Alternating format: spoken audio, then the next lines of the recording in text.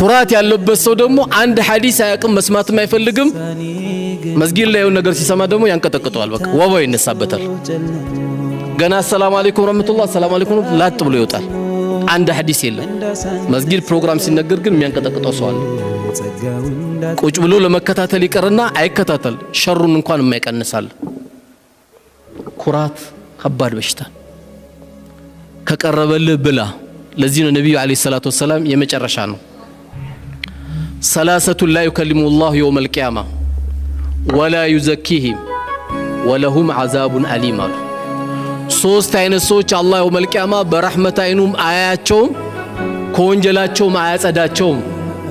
ለነሱ ብርቱ ቅጣት አለባቸው አሉ የመጀመሪያው አንደኛው ከነዚህ ሶስት ውስጥ ማን ነው ሸይኹ ዛኒ ነው የሽማግሌ ዝሙተኛ ስሜቱ በርዶለት ተስቢህ ተህሊል ተህሚድ አድርጎ ወደ ቂብላ ዞሮ የመስጊዱ ውበት የሽማግሌ ውበት መሆን ሲገባው ከዚያ አጸያፊ ነገር ያልወጣ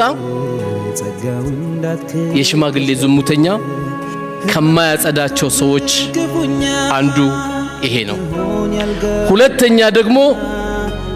ወዓይሉ ሙስተክቢር የደሃ ኮራተኛ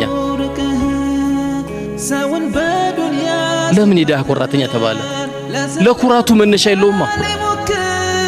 ብላ አረ والله አሁን በልቻለሁ አፍንጫው እኮ ተጣሟል እኮ ሮቦት